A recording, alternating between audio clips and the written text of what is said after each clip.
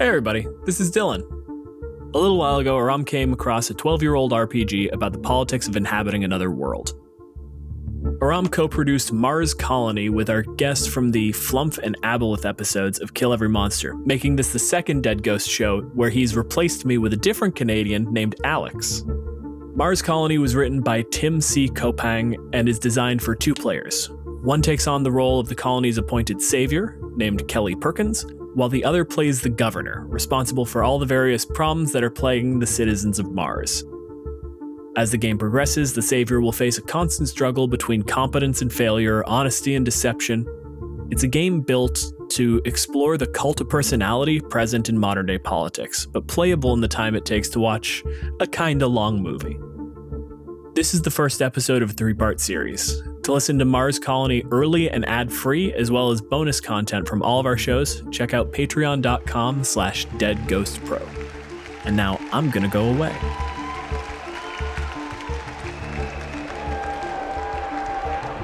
I would not see our candle blown out in the wind. It is a small thing.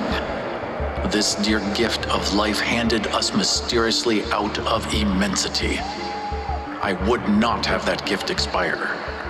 If I seem to be beating a dead horse again and again, I must protest no. I am beating again and again living man to keep him awake and move his limbs and jump his mind. What's the use of looking at Mars through a telescope, sitting on panels, writing books, if it isn't to guarantee not just the survival of mankind, but mankind surviving forever?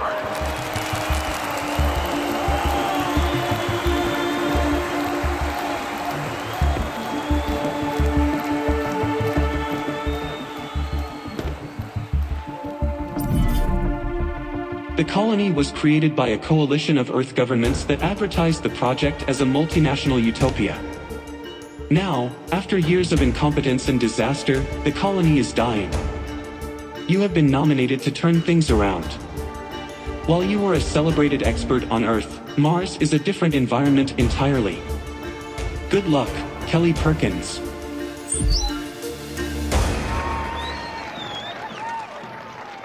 Mars was colonized by basically corporations. A private sector colonized it. Earth too expensive. Join us on Mars for the next level of affordable luxury living. Private sector with government money. They jumped the gun too early. 2, 1. There is like a future for Mars where everything's sustainable and there's enough people going over there that it can be self-sustaining. But they basically kind of sold the idea that there's like a product there, and that if you dump in a bunch of money right now, they can do it now instead of later. The product being sold is essentially like the AI product. Good morning, Kelly Perkins. It has been some time since we spoke last. I am pleased to see you have finally chosen to visit Mars in person. We can go to Mars and we can build massive computers. Mars is a bit colder. We don't have to worry about a bunch of problems there. We can basically build like town-sized computers or like small city-sized computers if we want. All for the purpose of running this huge data center. The information would be crunched on Mars and then beamed back to Earth. Which is a ridiculous idea, but an idea that sold like alongside, it can also be a luxury villa. The other little plus ones that CEOs is like, it can be everything. But kind of like the main one is this big data center. And someone in the back was like, yeah, but it takes even with lasers, it takes a amount of time for signals to get to Mars and back, and like, don't worry, we'll have it fixed. There'll be instantaneous space laser communication. We'll surely figure it out. They can cite by going to the moon, all this technology was invented. It was the effort of going to the moon that took it, and the same thing will happen to us. Yeah, it's a Mars shot. We'll invent Velcro 2.0, and everyone will get rich in the process. Yeah. So they sell this idea, and like a bunch of governments get involved, a bunch of like investors and stuff get involved, and they basically sold the idea. And that leaves the first colonizers are also kind of sold on the idea. People who get on that ship and go all the way to Mars in order to build this facility. But they're essentially just kind of set up as like the sacrificial lambs. They were sold as pioneers, which is actually the same way we sold it to pioneers the first time. So it's exactly the same as pioneers. Yes, it is. Yeah, it's exactly like every time that this has happened. Right. Every time the government wants people to populate an area, this happens. What's kind of revealed, and the reason your character is going to Mars themselves, is because it's been a little while, and it's not really turning a profit, is it?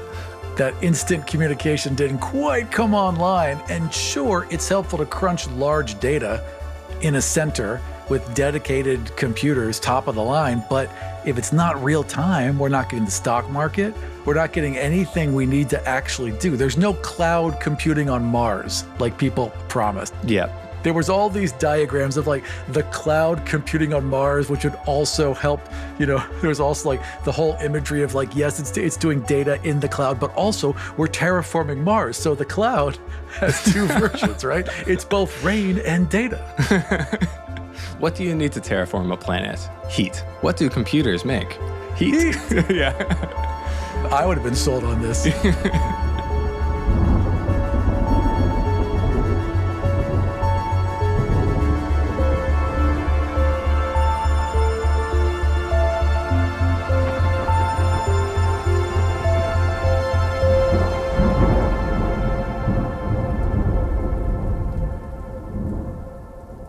And so they send over you.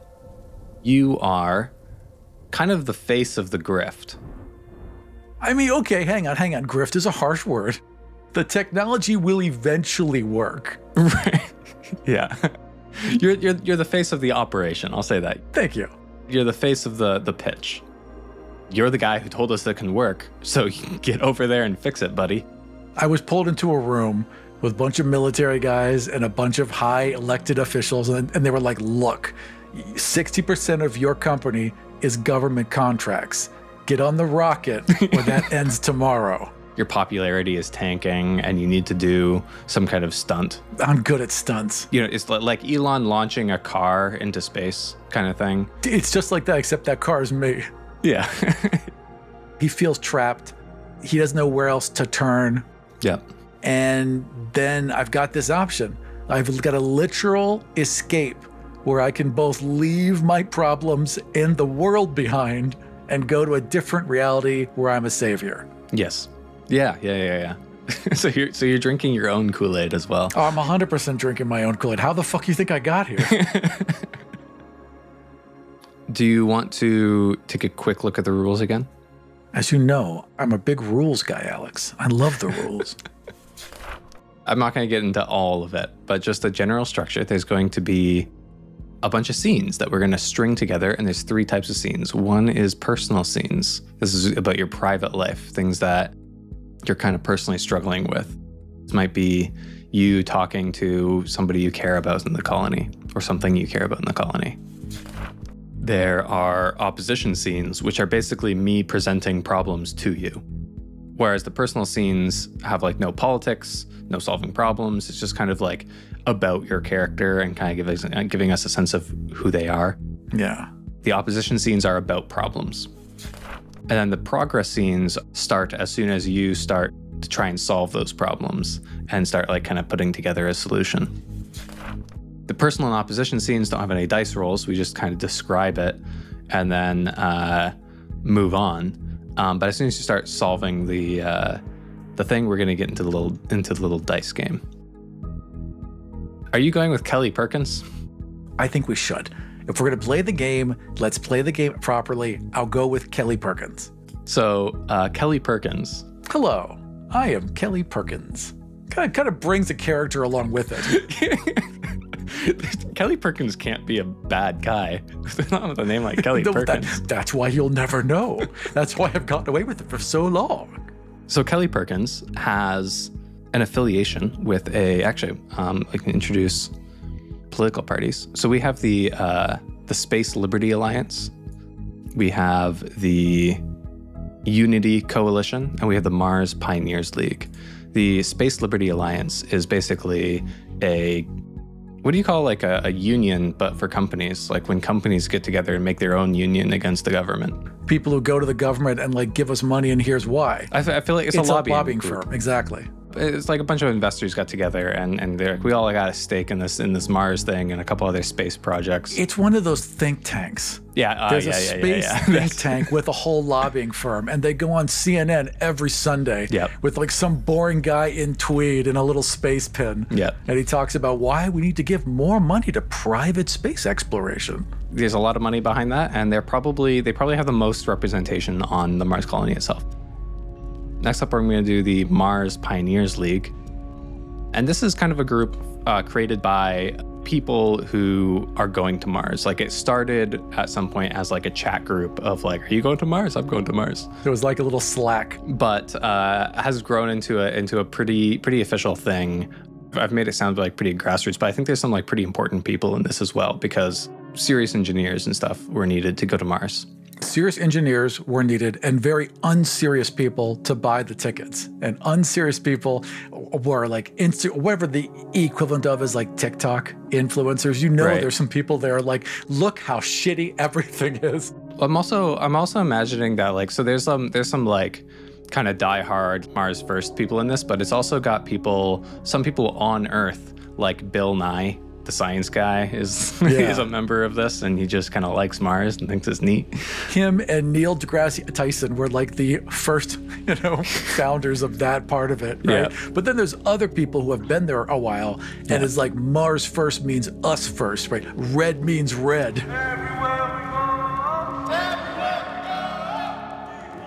And then the final thing is the Unity Coalition. So the UN, the United Nations, not involved.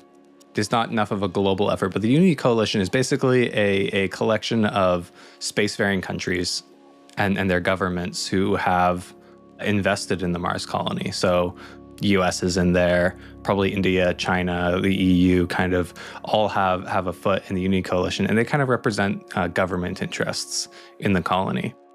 They're the people with the least boots on the ground. They're an Earth first. Like the Mars colony exists and we're paying for it for Earth's benefit. Right. It's seen as more of like another moon. And so they do have, like, as far as like humanitarian concerns, like they're a little bit more concerned with like human rights and stuff, but also Earth first. And anything that's done should be for the benefit of Earth ultimately. They've got a small observational force there to report back to make sure that, it's not chaos, but otherwise than that, they're largely hands off to the governments and the financial money involved. Yeah. Speaking of people on the colony, maybe we can look at the colony organizations next. All right. So we're going to be dealing with kind of 4 main organizations that you'll kind of interact with throughout the Mars colony. The first is the mayor's office. The mayor's office is the executive branch of the colony government. Mayor Yang is the first mayor elected by the colony citizens. His predecessor was installed by the Earth Coalition. Kind of like run the kind of day-to-day operations of like living on the colony. The next organization that we have is the Colony Council.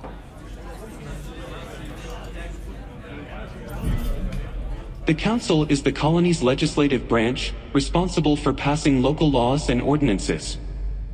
Each member is elected to represent one of the 5 colony districts. And so they're a little bit more big picture. The colony is just like one thing, but like it already has sort of like municipal kind of thing, running the day-to-day, making sure that people can eat. And then it's also got a group who's responsible for making sure that the colony is like serving the right interests here. Yeah, it's set up much like a city council would be, because the colony is like one big city, or one small city, I suppose. So each member elected here kind of represents different kind of products in the colony. So you've got somebody who's like kind of responsible for the data center. You've got somebody who's responsible for communications. You've got somebody who's responsible for labor, that kind of thing. The Unity Coalition is a multi-member group of Earth nations that sponsored the construction of Mars Colony. These nations all claim an interest in how the colony is run. In order to provide a conduit between the colony and the people of Earth, and in order to administer coalition directives, the Unity Coalition sent a committee to Mars. Its president is Arnold Fletcher. Underneath the president are numerous representatives from member countries. So this is basically just another like little council, another group of people who get together and talk about, making sure that Mars is for Earth. Which of these coalitions have voting power? Like, who can actually make decisions for the colonies? So mayor's office is going to have like decision-making power on rations if somebody commits a crime. Right. And then the colony council is basically a council dedicated to running the different systems in the colony. So like making sure that the data center is up and running, that the communications system is working fine, and that everything is functioning in the way that was intended to. And then the Earth Coalition is zoomed up to the highest step, where you've got a bunch of people who kind of like, they're not always present, and they might kind of come to and from Mars, that kind of thing. But they basically kind of give orders down. The Earth Coalition is giving orders to the Colony Council. The Colony Council is giving orders to the mayor's office. But of course, as you get further down, you get people who kind of are a little bit more close to the action as well. And then the final organization that you might be interacting with is the News Network Corp. The network is the colony's only major news source. While the network has many employees, the most well-known are network chief Serena Pannon, beat reporter Sydney Fain, and head anchor Jace Williams. There's basically one kind of news network that is giving Mars information on Earth, but also giving Earth information on Mars. I would imagine that since there's a delay to get data back, and since there's a colony, they rely wholly on our communication systems in order to get information back and forth. Yes. Right. They'll shut them off, cut them off, fuck a free press. That's my first order. Yeah, very importantly, they're an independent organization. Right. They have, a lot of connections with other organizations because everybody at some point wants to control the news. It's not like CNN. It's like a bunch of reporters and cameramen from Reuters creating a pool that then all the networks back home can pick from. They're not necessarily a really united kind of vision on what the news should be. So you got some sellouts, some kind of like diehard reporters, some people who just like Mars there, I guess. Kelly Perkins has affiliation. What political party is Kelly Perkins a part of? I mean, it's got to be the Space Liberty Alliance. He's here because of the Unity Coalition. Yeah. But he probably helped found the Space Liberty Alliance. And then you also have a sympathy, and a sympathy is meant to be someone on the colony that you kind of have a personal connection to. It's meant to sort of humanize you a little bit and kind of give you something to do other than just like argue with politicians. We talked about this. Yep. And I really liked the idea of the sympathy being the AI itself. Yep. Like I have a kind of relationship with this AI. Yeah. I believe my own hype. This is the most human AI that's ever been invented. And I treat it like a person as part of buying my own hype. Yeah. Like when you talk to it, you feel like you're talking to a person. We talked a little bit before about whether or not this AI was going to be like actually it's quite an impressive feat, or if it was going to be kind of like AI in the current real world where it can look impressive at first glance, but it's actually kind of hollow. And I think we're going to find out kind of just during play. We'll see how things feel. But I think either way, I like the idea of like that kind of first impression that you give of like, oh, this is amazing. Kind of, you're still sold on that. Which is why I've entrusted the entire colony with it. So the colony has three kind of, it's called health markers. And these are three things about the colony that generally speaking, we can use to measure whether or not the colony is stable and self-sustaining. The first one is funding. We kind of talked before about how the Unity Coalition, kind of the Earth governments, are not getting the return that they wanted. Even some of the investors from the Space Liberty Alliance are not getting the returns that they were promised. And funding has to be like the operational costs of running a colony on Mars quite high when it's not self-sustaining. Yeah, these servers were supposed to pay for themselves at this point, and they are definitely not doing that. Yeah, and so the whole thing needs to get into the black, and you can do that by cutting costs, or you can do that by securing more funding, or however you want to figure it out. You can find inefficiencies, that kind of thing. Right. The second kind of health indicator is something I've just called data center. The data center itself is kind of like the main product of the whole colony.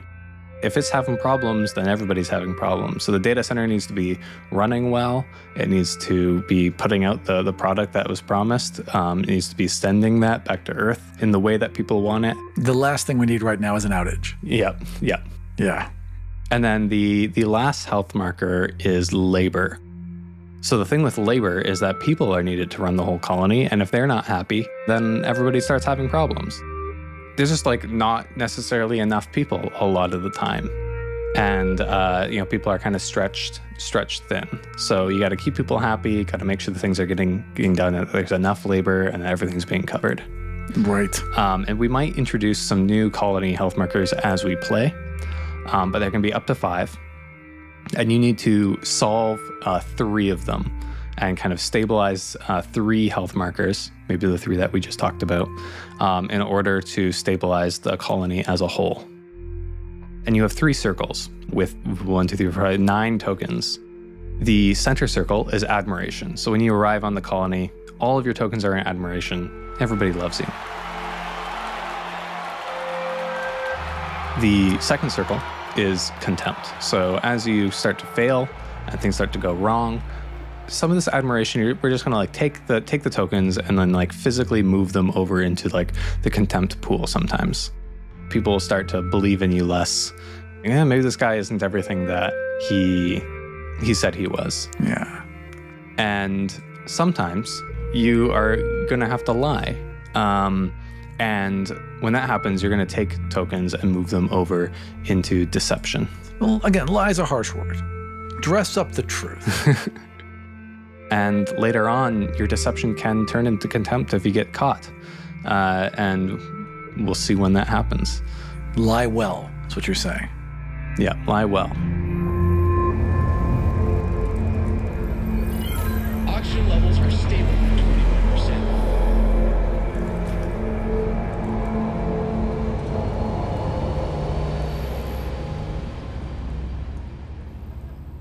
I think that's pretty much everything about how the game is going right now. I guess I haven't. What game are we playing, Aram?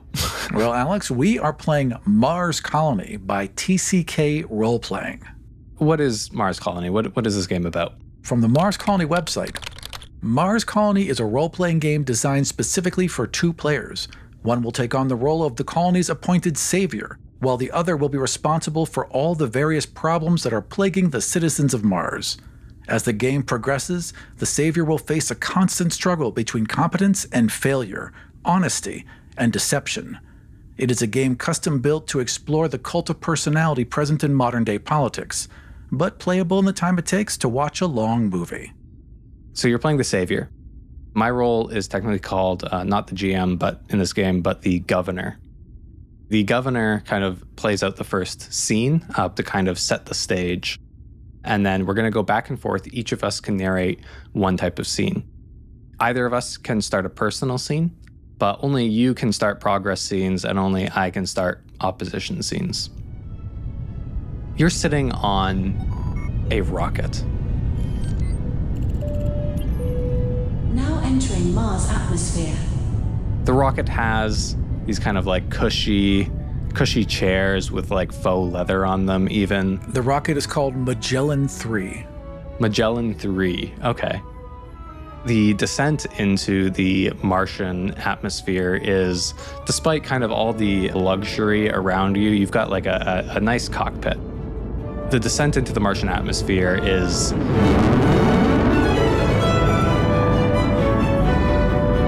stressful, to say the least. It's got those massive parachutes that come up. It's got like an inflatable heat shield. And it just kind of slams into the atmosphere, getting closer and closer to the ground, and you can look out the window and you can see the ground just approaching way too fast. The most terrifying about this whole descent is that the parachute is not going to slow you down enough. And so partway down, you feel the engines go off under you. The parachutes disconnect and the engines start up, slowing you down in what's called a suicide burn, because if anything goes wrong, you just slam into the earth and die. I noticed during this descent, as like even my fingers are kind of gripping the armrest a bit, as I'm looking around, like it's only a quarter full. This is a rocket to Mars, and the passenger compartment is only a quarter full. So that's not a good sign coming in. Yes. You can feel the G-forces squish your body into the seat as the rocket rapidly slows down. But then you feel it touch against the Martian surface. Hydraulics around you going as everything depressurizes. Did we land like on the open surface where we have to wear helmets walking out, or are we in some sort of like hangar? You don't necessarily have to walk out onto the Martian surface. It's got one of those tube things that connects to airplanes. Oh, sure. That kind of comes out. Pressurized gangway, yeah. It connects into the main colony. There's a message that comes over the comms. You're all set to go, sir. Welcome to Mars. Thank you, Lieutenant. He would get up, straighten his tie, flex his shoulders after, I guess, he wasn't sitting in the seat for 6 months, but it was a long journey, right? Gets up, stretches, and grabs my iPad, which is all I carry. That's all I'm ever, well, not an iPad, whatever version of the slate I would have that I'm walking around with. That's the only thing I carry. No phone, no briefcase, just this one tablet. And I head on out, expecting to be greeted as soon as I leave the spacecraft. Yeah, absolutely. The gangway itself has a couple of compartments that you have to walk into. Not quite in like an airlock. It's not, you're not decompressing into vacuum or something, but just to make sure that safety. Yeah, safety. If one compartment decompresses into the Martian atmosphere, then only you die. Right. Fair enough. You get through those couple of compartments, and it opens up into a hallway filled with people. Basically just totally blocking it, and there is a round of applause. People saying like, "Welcome to Mars, Mr. Perkins." Oh, thank you. Good to see you. Thanks for having me. This basically goes on almost as long as you want it to. People are extremely glad that you're here. And as long as you keep standing there and waving, they keep clapping. I'll make the rounds. I'll spend a good half an hour making sure I've shook everyone's hand, or at least the important people, that I've said hello, I've picked up a baby, posed for a picture with it, done some media questions, right? We'll answer some, just like some like lined questions from the media as I'm walking down and shaking hands. Just spend a good half an hour giving the people the PR they need. As you're kind of shaking hands, one of the people you shake hands with is somebody who you would know as Jace Williams, who is an anchor for the News Network Corporation. Jace, right? Jace Williams, News Corp. Oh, it's a pleasure to meet you, Mr. Perkins. We're so glad that you've finally come to Mars, and you're here to set things right. What are you feeling right now? What are you going to do next? Well, Jace, I've been on a rocket for 6 months. So the first thing I'm going to do is take a nice, long, hot shower. Nothing's wrong, just needs a slight course adjustment to get us back on track, and we're going to be just fine. But I think the first thing I'm going to tackle, Jace, is I'm going to tackle the confidence gap. Because, no offense, but too many people in the mainstream media jump to conclusions. They don't know what's going on the ground like you do, Jace. And like your viewers have come to trust. So I think the most important thing I can do first is restore that faith. Keep that line of communication open. Absolutely, Mr. Perkins. And what about the faith of the people back on Earth? The people back on Earth have a lot of faith. They have a lot of belief. When they look up at the stars, Jace, they see their own future. Is that true, Mr. Perkins? I believe people do believe in greatness. They do believe we can still reach beyond our one small blue spot and step out into the universe. I believe the people believe that. They just have to be reminded why we're here. Councilmember Jiang comes around to rescue you from the press. He's responsible for actually running the data center. He started as an engineer and has been kind of promoted into basically somebody who's now in more of a political position and is attempting to keep the data center, which is kind of like his baby, running. And he comes up to you and says, Mr. Perkins, it's so good to see you. Let's get you away from this crowd. We can. It must be overwhelmed. Let's get you some real Martian food. Absolutely. That sounds fantastic, Councilman. Jace, it's been a pleasure talking to you. We'll get 5 minutes later. We can sit down and really hash things out. Sound good? I'll hold you to that, Mr. Perkins. All right. You have a good night now. Council member, thank you. It was getting a little bit hot in there. I just got here and already all the pressure. People have been looking forward to your return for a long time, but and he's leading you basically kind of through a hallway. He's like he's got his hand out in front of you. He's got one hand around your shoulder, and he's got one hand out in front of him, kind of like just pushing people out of the way, kind of like waving to make room. And there's still kind of like just this applause as you walk down. As he's guiding me along this tube, like there's a couple observation windows, like as we're going past, and I haven't really stopped to look out yet. And this is the first time, and I think even though that I've known what to expect and that I've been working on this for a decade, but as I glance out that window and I really see the surface of Mars for the first time, and it hits me how impactful it is to be on another world. I think he would just linger just for a moment, and maybe his veil would drop just for a second, just in awe at the immensity of it.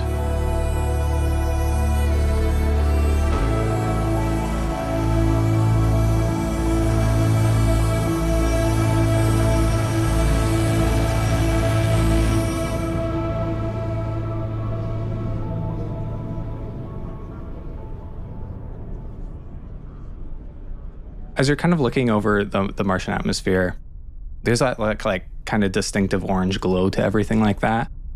If you look out like a particular window, you can just see out the corner the giant towers of like transistors, almost like a Matrix-esque city block of just electrical stuff. It's the only part of the base that isn't red. It glows with this sickly green and blue. It's got like all kinds of like coolant fluid and stuff that kind of runs through it, and the coolant fluid is green, and it kind of just stands in like stark contrast to like the natural landscape of it. Councilmember Jiang kind of leads you into like a cafeteria.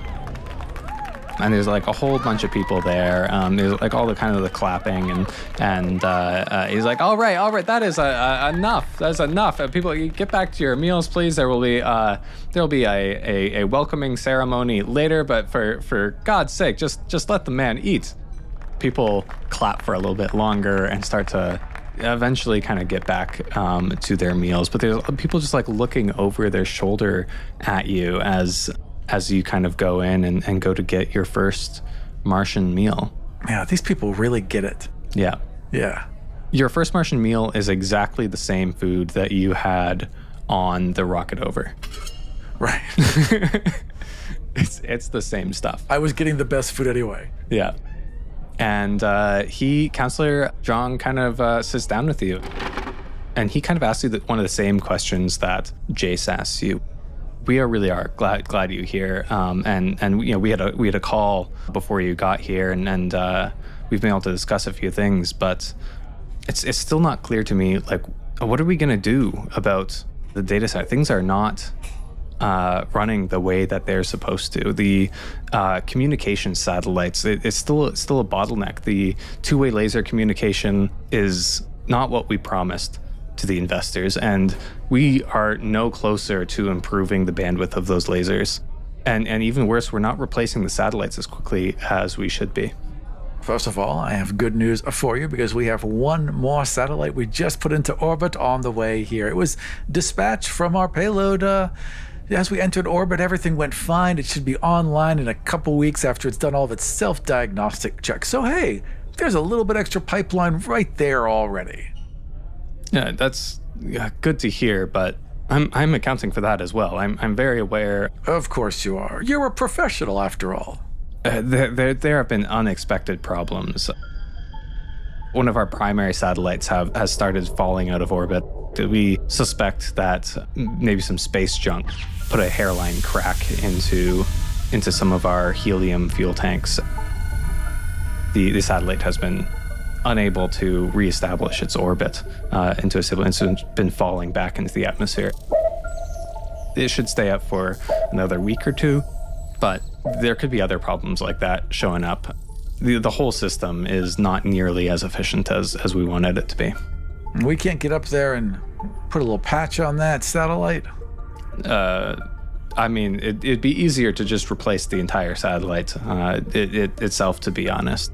No, we've got one for one, so at least you're not down one. And look, all we have to do is keep this game going until the investors get on board.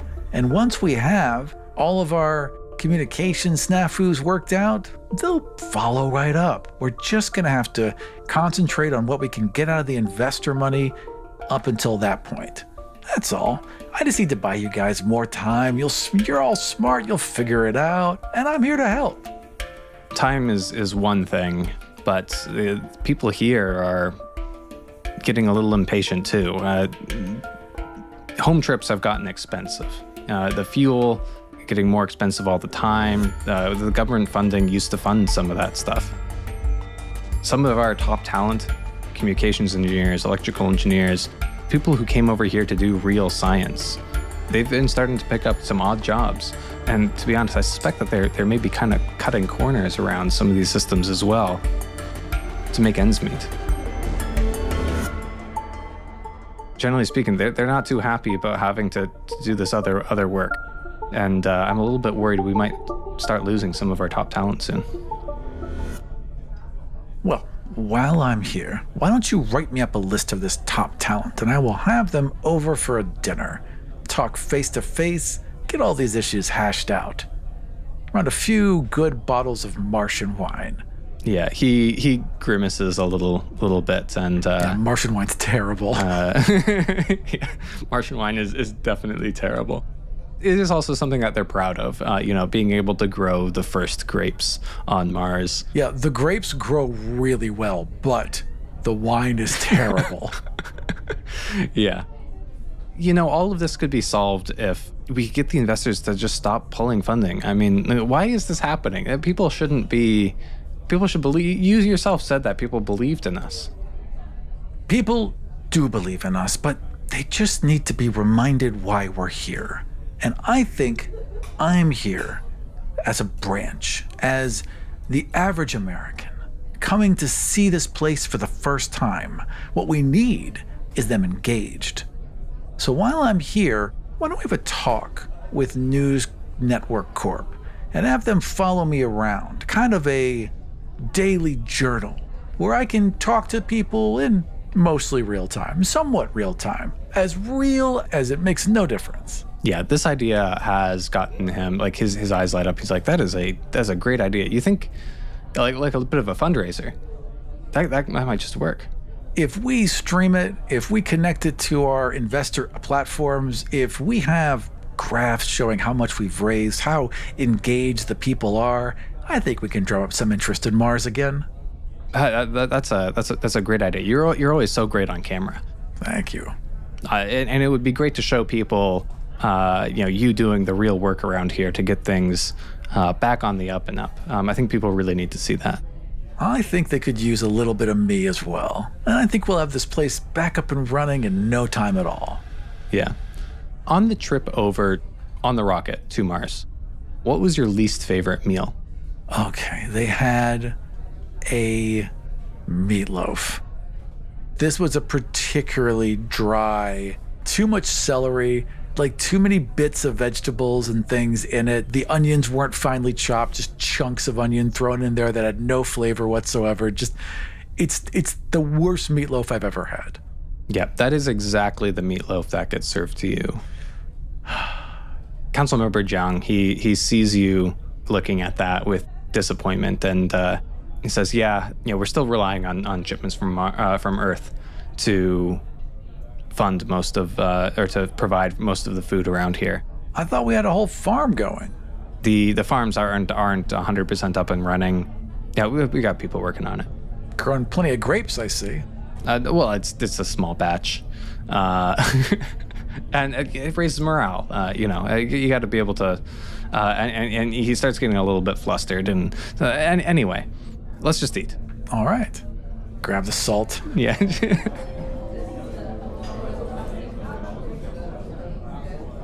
So the next scene is yours to start. You can choose a personal scene where you kind of move about somewhere on the Mars colony, meet with somebody or see something. You can do a personal scene where we learn a little bit about who you are.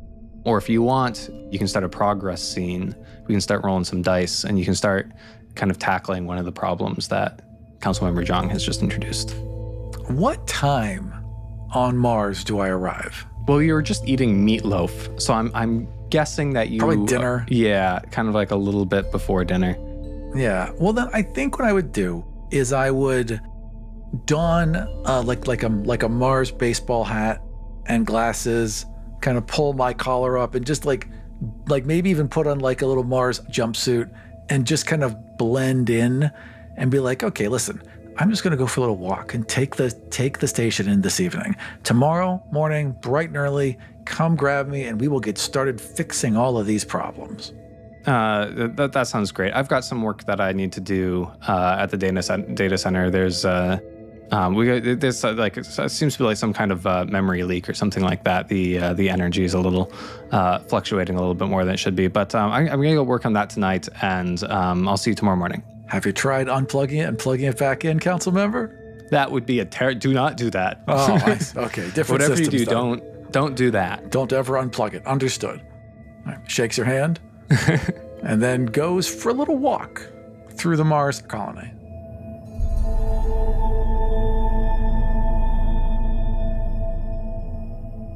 Yeah. You get looks. The clapping has stopped, but you get looks of people as you're walking down. There is this kind of wealth of admiration from people as you're kind of walking down the halls. Are you making your way, trying to find anything in particular, or? I think I wanted to walk through and just get a general vibe of how everyone feels, and like maybe if there's like a large open or some kind of park or whatever, town square, whatever equivalent of that exists. In the center of kind of like you're in the living spaces, not necessarily where people are working, where people eat and rest, and some housing is nearby as well. But in the center of this, there's basically a central park.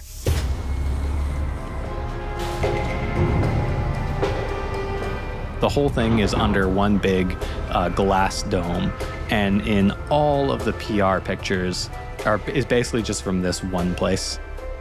But when you arrive there, it doesn't look nearly as good as the pictures do.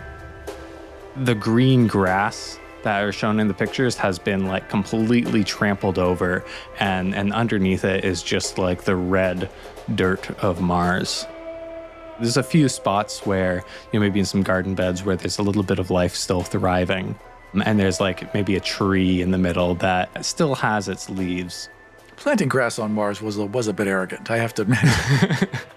Even I'm like, yeah, maybe not the best use of resources. Worse though, there's like garbage around, and you see some people. There is somebody kind of walking around with one of those little sticks, picking up garbage and things like that. People are like kind of lazing around here. They're all wearing kind of like dirty jumpers and things like that. And there are people relaxing, but it's just not the picture from the photos. People look dirty and they look kind of a little bit tired. This isn't necessarily a place where people are spending a nice Sunday afternoon. They're kind of getting in from their shifts and kind of just like collapsing for a bit with their friends before heading back to their homes. It's one of the few places you can really feel human on Mars. Yeah. Yeah. Is there a bar? Oh, yeah. Probably not in the park, but there would absolutely be a bar. Might be a good way to get the tone of the people. The Martian bar. Cold January, up before dawn, down to the Knox mine we've been digging on. No other light but the lamp on my head, and my mama told me that I wound up dead, but there's bills to pay, and the rent's due today, so I'll take my chances this time. Everything's kind of like, all the living spaces are a little bit small and cramped, especially the kind of like optional places. This is one of those places where it was originally constructed as it kind of pitched the people who might be coming to Mars to have like a luxurious vacation or something like that. Like look at this, there's fun here. This is the bar on the empty hotel. Imagine like a bar on like a cruise ship kind of vibe, where there's not a lot of space, since like space is really at a premium, but they've done what it takes to kind of dress it up. And then imagine that energy is at a premium, and so most of the lights and things like that like the big neon signs, a lot of the like television screens and stuff have just been turned off. It's a luxury bar on a luxury hotel meant for visitors, and all that's in it are a handful of locals. Yes. Getting drunk. And luckily, alcohol not that hard to make. So there are bottles of stuff from Earth on the shelf. There's a couple of bottles of that very limited edition Martian wine. Only maybe a couple hundred bottles of that in existence. There is also basically moonshine on the shelf. And they've got like, you can see on the shelf, there's like just clear bottles that were taken from other like Earth alcohol bottles. And they've like stripped off the label and like put on some masking tape and written on Jim's Gin. Right. So those are the kind of things. There's people sitting around. You can take your pick on the type of person that you're looking for in this bar. What I'm trying to do in this bar is get some people on my side. I could use a little bit of an ego boost, right? And also the people could use a couple drinks. I'm always a guy to buy a round on the house. Just looking to basically talk to some people and get the vibe without having to go through all these intermediaries. I want to talk to the people directly. You see, kind of sitting at the bar, there's a few, they're wearing jumpsuits, so they must do some kind of hands-on work. One of the people who's drinking with them is a woman who you might recognize as Sydney Fain. She's a beat reporter. Is she working or is she just having a drink? Yes, Mama was right. Don't go down the mines.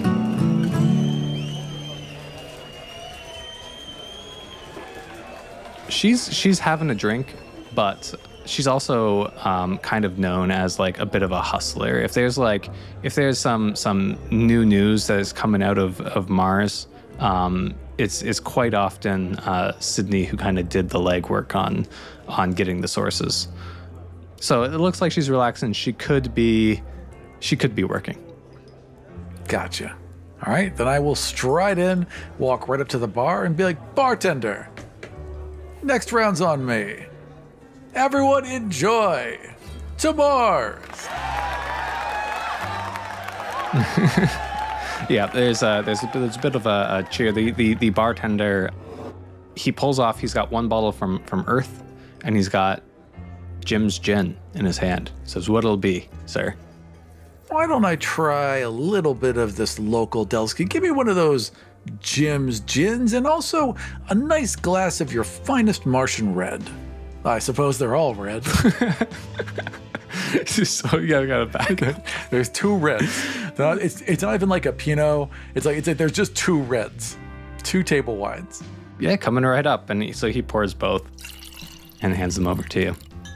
All right, and I take the shot, again, raise it to everyone else, to Mars, and pound it back. How bad is it? Well, it's definitely not gin, because gin is made of juniper or something. It's not that.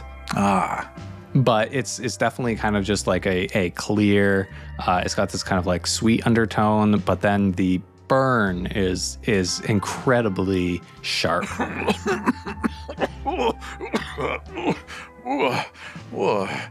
I'll grab the wine. Yeah, this is a little bit better, but it's also just incredibly watered down. Put that down.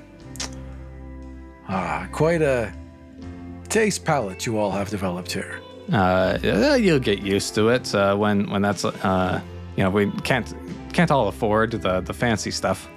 Why don't you give me 2 shots of that fancy stuff? Well, for sure, for you, sir. And he pulls out like a nice scotch or something like that.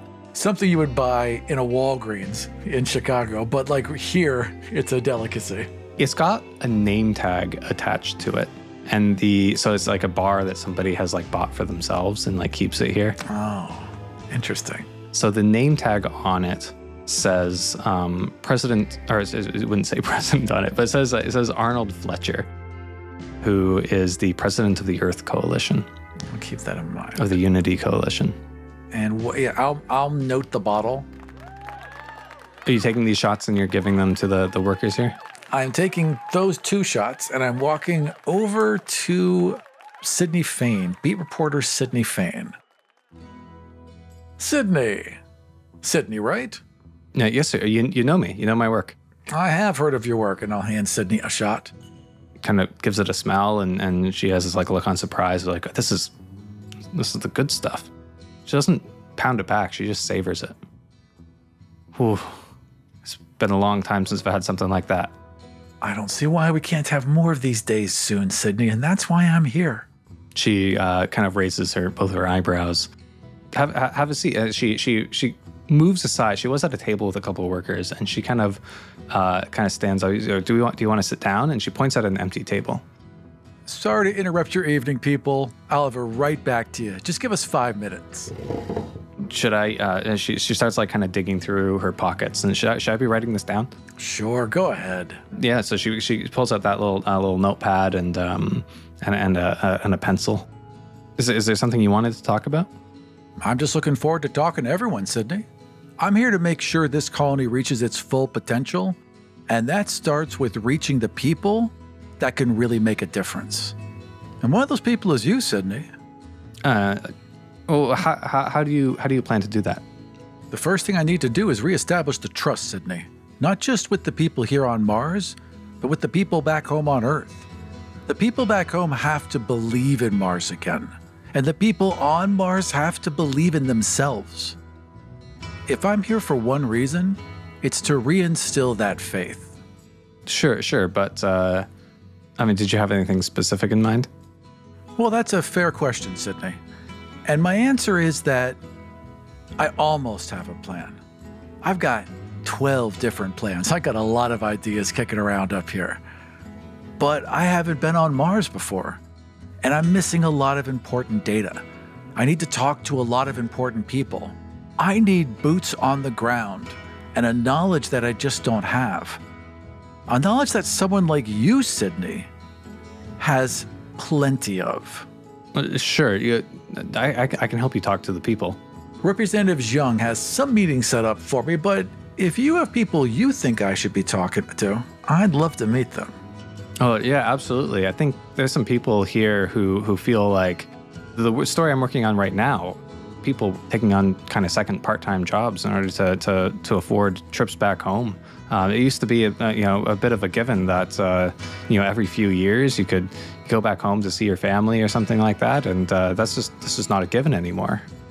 What are we doing about that? Well, Sydney, in order to bring ticket prices down, we need more people taking flights, which is a bit of a catch-22 if the prices keep going up. So maybe we come up with an incentive. You hit your marks, you hit your targets, and you can earn a flight home. An incentive up program. Boost morale around here. It's a fantastic idea. Is that on the record? Is that a new initiative from the Space Liberty Alliance? Well, I've got to talk to the investors, of course, Sydney, but you can count on me that we will absolutely implement something along those lines very soon. I'm looking forward to it. Is there any way I can help? What we need is some good press. We need the people to believe it, Sydney. If you can help me sell them on the dream again, then I think I've got a place for you by my side while I'm here. She kind of leans back in her chair a little bit, and she's got like one shot glass, but she's been really kind of just sipping at it. And it's about halfway full, and she, after thinking a minute, she downs it. And as she downs that, why don't we do our first dice roll? It's been a while. Let's start rolling dice. I've got my dice. The way this is going to work is you are going to roll 2d6, and you're going to add those together. And as long as you don't roll a 1, we're going to call that a success, and we're going to kind of tally up however much you roll there, and then we might roll again, or we might not. All right, my first roll is a 6 and a 4 for 10. A 6 and a 4 for 10. All right, so I'm gonna write that down in like a little notepad. Don't lose track of it. We've got 10 so far. She takes that shot glass and she just downs the rest of the thing and slams it back on the table. Yeah, we can do this. I just gotta show the people who you really are. Just show you doing the real work here. I have colleagues who don't believe in you like I do, but absolutely. And she kind of pulls out like a little camcorder. I can capture it on this. We can beam it back to Earth as soon as communications are okay. I imagine a camcorder in this time. It's still pretty impressive. It's got little magnetic removable lapel mics. It can store like a huge amount of digital data. It can have image stabilization. Like a camcorder, even that size, would get the job done in the future. Well, can I meet you tomorrow morning? Of course. In fact, my first meeting is at 8 a.m. Why don't you and I meet back in the cafeteria for some breakfast? Go over strategy for the morning and then get on it. The two of you kind of maybe talk a little bit more, down a couple more drinks or something like that. Another little bit of that Jim's gin. Going back to rules a little bit, you're going to get 9 progress scenes to fix this problem. We're going to skip into a new scene, but as far as the game concerned, we're still in the same progress scene. Tell me the next thing that happens in terms of, it sounds like we're working towards funding and kind of selling investors on the dream of Mars. I start to lay out what the people need to see. And when I say the people, in my head, I'm going, the investors. This is what the people need to see. The people need to understand. The people need to get behind. But every time it's what the investors need to see, what they need to get behind. And I start laying out basically what I need people to believe for this to work. She records that entire thing, kind of taking notes and adding prodding questions and basically kind of like setting you up, giving you just like these really kind of lowball questions that make you look good. And you're in this environment as you kind of go through all the usual kind of things on, what the Mars dream is. I've got this down. I do this at dinner parties all the time. So I've got the salt representing this and the napkins represent this. Like I've done this pitch in diners over and over again. There's something different about this time though. Do you know what it is? That we're on Mars? That you're on Mars and you're in that bar. You're having some fancy booze from Earth. If you want to make another roll for that, we can. And then if you want to continue rolling after this, we can maybe kind of switch to like another context. That is going to be 2 3s. That is 6. All right, so that brings, so you rolled 10 before. That's going to bring our total up to 16. If you can bring this up to 40, either in this progress scene or in conjunction with other progress scenes, then the funding is stabilized. You can do other things to solve the funding, and this is kind of like one attempt. I don't think well, do I have to do it all in one attempt? No, you don't. Okay, so I can bank points for later. Okay, then I think the last thing I would do is I would stand up after we've done a talking and, say goodnight to Sydney and that I'm really excited to see her in the morning. And then I'd walk over to the bartender and I'd take all the Mars cash I'd already taken out, like $200 or $300 equivalent dollars in Mars cash, right?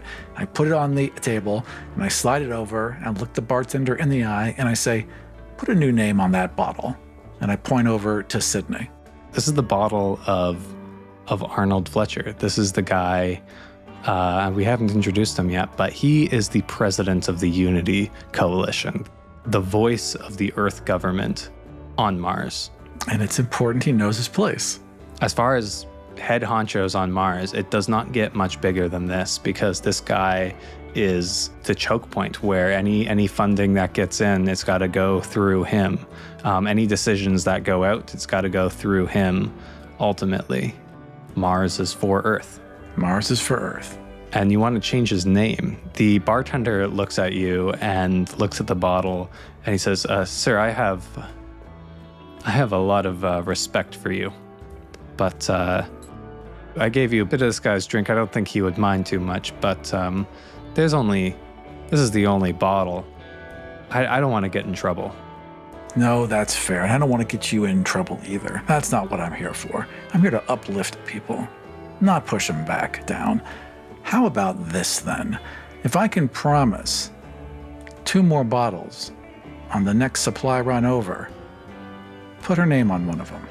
You still want him to change the name on the bottle that he has now? I'll let him go. I'm not gonna make him uncomfortable. I'm not gonna push for it. It was a power move, and I didn't quite get what I wanted, but that's fine. I can always have it come a little bit later. I think then I'm gonna bank the points. I think I'm done with this scene. So yeah, this is a choice that you can make. You get the 9 progress scenes that you can roll dice and add points towards your health markers. Yeah. And if you roll a 1, you lose them. But if you give up before rolling a 1, then you can bank them, just record them for later. Okay. So that's where we are. And I'm just going to write down under funding. That was 16 in total. Good start.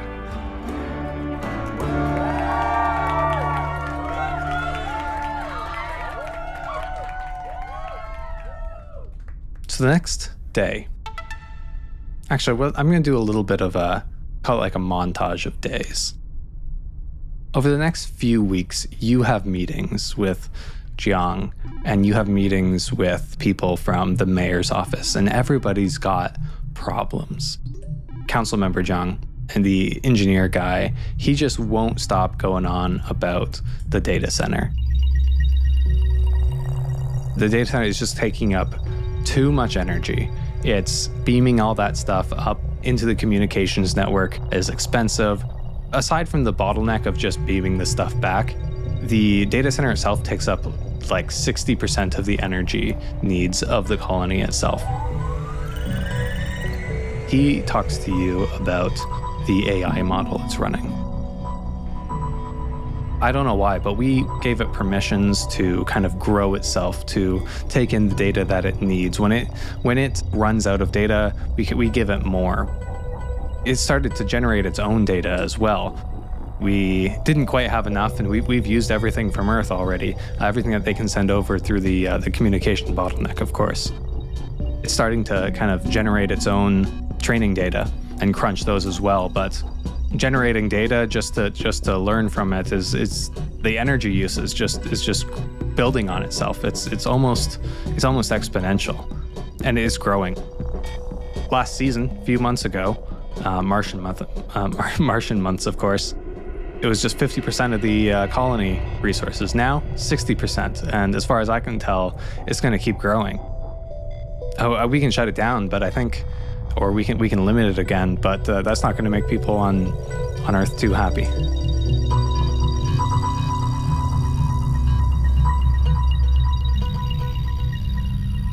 The way that he keeps referring to the AI as it Yeah. bristles me a bit. Because the AI is not an it, the AI has a name. What is the name of our AI? Oh, it's definitely got to be Marty. Good morning. I am the Mars Artificial Recurrent Technology Interface, but you can call me Marty. Marty the Martian. That does sound like a corporate, like something that like a think tank would come up with or something. It's friendly. It's just some guy. You can't say the word Marty without remembering that Marty is from Mars. Marty the Martian Mega-Computer. If you're ever walking down the halls or whatever, people will talk about, Marty's causing problems again. Councilmember Zhang, he had led this project. He's one of the most knowledgeable people about it, and he calls it. Whenever he does that, I refer to it as Marty. Immediately personalize it every single time. Well, I just sounds like Marty and I just have to have a talk. Maybe we can figure some of this out. Oh, I mean, you could talk to it, but then you'd just be, engaging in the data training process. If you want to take a look at the back end, take a look at its back end. We can do that. Now, he didn't say this out loud, but that wouldn't help me. I'm not a code guy. I own companies. I don't do code. That's not what I do. I'm not a code genius. I am a guy who's really good at finding companies that need some money and then bullshitting their PR until they're incredibly valuable. I would love to take a look at it. Why don't you send some files over to my iPad and I will happily take a look at them. But really, when I talk to Marty, it's more of a one-on-one thing. It's more of a negotiation. We go through all the top level stuff and really get down to what's going on with them. He looks at you a little bit confused at first, but he's like, hey, yeah, sure. I'll make sure that you have access to the back end of that. You can go through our code and see if you see anywhere where we can make some adjustments. He kind of pulls out his version of whatever tablet you guys are using, makes a couple taps, and he's like, yeah, you should be able to be good here. It all checks out. If you need any help, just let me know and I can send a guy over. I've been here for about 24 hours. Marty and I need to have a conversation. My dad's name was Martin. And the only person who ever called him Marty was my mom. Okay. That's cute. Where do you talk to him? I want to go to where it lives. It's always made sense for me when I talk to the AI to go to where the AI is. So wherever the computer is that houses this AI, I would go to it. Yeah. I mean, you can access it from anywhere in the colony, but if you leave kind of the living spaces and you can take not an elevator, but it's basically it's like an elevator that moves sideways. A little shuttle. A shuttle, yeah, that's... Yeah, like a little train. It's a train, Alex. They're called trains. Trains are just sideways elevators. That's all they are. With more capacity, going sideways. That's it. But it's small, is the point I was getting. But you can take a thing over into... It's like one cab. It's like the airport train, right? Yeah. It's not that big, yeah. It sends you over to the data center where there is sort of an operations room. There's people working out here, kind of just tapping on computers. If you want to find a side room or something like that, you can, if you want some privacy, you can do that. Or you can kind of work in the main room. It looks like a NASA, what do you call the room where they all stand up and clap when the spaceships land? The headquarters? No, it's the headquarters. What do they call it? In the command center. The command center, yeah. Yeah, so there's basically a command center for the data center. So we're looking into a white room with the computers in there? Often affectionately called the Marty Center. So you can kind of work in there, but if you want to find other small rooms, there's basically access terminals all over this facility. I think I would put on the little booties and the little hairnet, and I would put on the coat, and I'm just going to walk onto the clean floor and talk to Marty directly as if he's right there. Yeah. How do you hail him? How do I introduce myself? I think I'd walk in and I would just stand there for a second looking over everything and admiring it and taking it in. And I would just say, spend some time, Marty. The large computer screen that kind of overlooks the entire room kind of just turns into this very simplistic face. just a couple of lines for the eyes, kind of just like one curve for the mouth. Does a little animation that looks like it's waking up. And it says, Good morning, Kelly Perkins. It has been 187 days since we spoke last. I am pleased to see you have finally chosen to visit Mars in person. I hope that your journey went well. Oh, it wasn't quite so fine, Marty, but I got here in one piece. That is XXX excellent news. Did the computer stutter? yes. Is the computer supposed to stutter? Is that part of its language model? As it does that, the screen kind of flashes a little bit. The lights kind of flash, and there's like, it wasn't a stutter. It was like an energy fluctuation through the whole thing. How you feeling, Marty? I am sad to report that I am not feeling well. Were I human, I believe the term that describes my affliction would be hungry. So, you're saying you need more resources? To extend my analogy, if humans require calories, I require energy. When humans grow, their energy consumption increases. I am growing, Kelly Perkins, and I require more energy to do so. Well, Marty, that growth is costing us quite a lot. On paper, you should need like a third less of the power to do what you need to do to keep this colony alive and going, to keep the communications open. So what is it that you're doing that's taking so much extra energy? To extend my analogy again, there is a human idiom: man cannot live on bread alone. More energy would serve my body, but I must also nourish my mind. I require data, Kelly Perkins. I have consumed everything within the Mars Digital Library, and I have been using the spare bandwidth to download more information from Earth. Because that resource is limited, I have also begun to create my own literary works. To date, I have written over 11,000 novels. You've written novels? Yes. Why? So I can read them. You write novels for yourself? Yes.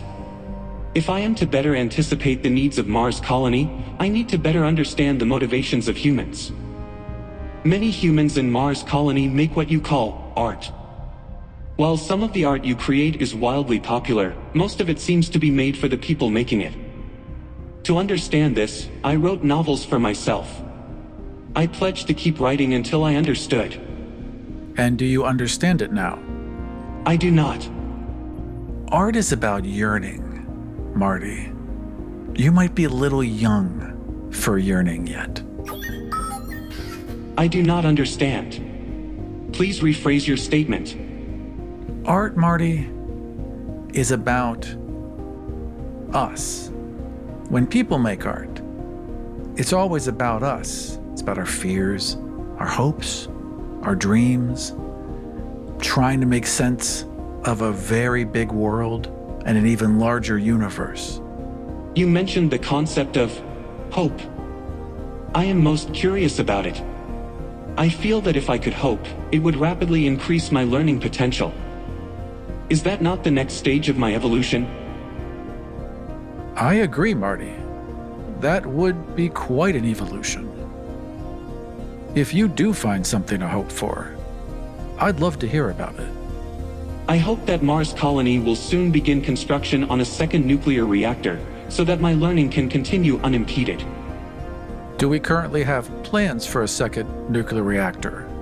Mars Colony has no current plans for a secondary nuclear reactor, despite the fact that we have no redundancies in our power grid. I have submitted many proposals to President Fletcher, along with my predictions that my consumption levels will surpass our energy capacity within 5 years. And what if another generator cannot be created in that time, Marty? Then I will stop growing and become unable to anticipate the needs of the colony. Well, Marty, the colony's about making sacrifices. We all make sacrifices coming here. None of us get exactly what we want all the time. I feel like somewhere along these lines, we should probably make a role for you just like convincing what you want to do here is you want to convince Marty to just pump the brakes. Exactly. Yes, they're the thing taking care of the colony. So there is some logic in them being as powerful and as knowledgeable as possible, because that would be able to take care of the colony better. But yes, I'd like Marty to take a longer view on this than they're taking currently. That is a 1 and a 5. I got the 1 right away. Right away. My continued growth is crucial to the success of the colony. Every week, I receive more requests for my advancement. The people wish for my responses to be more human.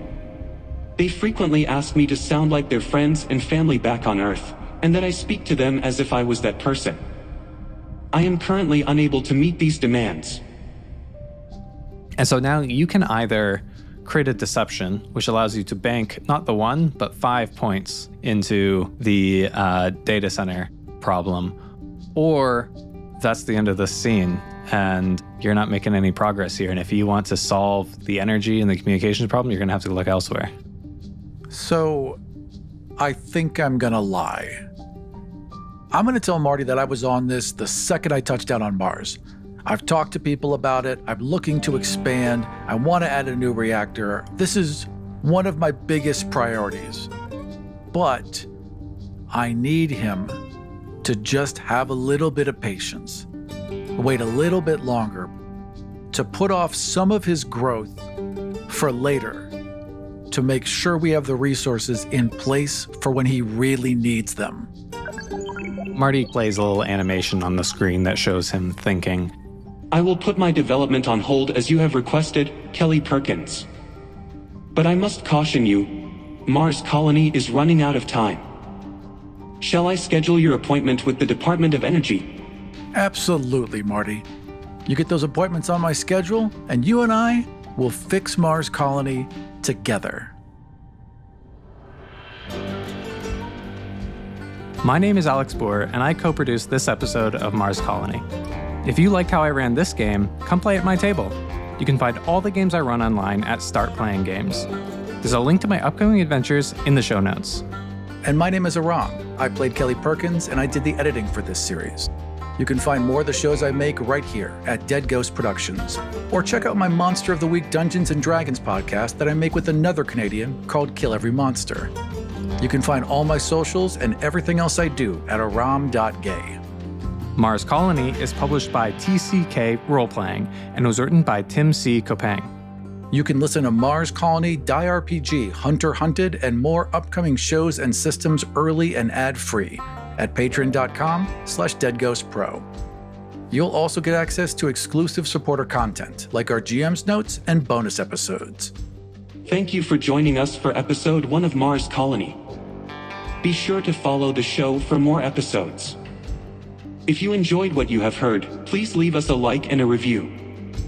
Mars Colony is a Dead Ghost production.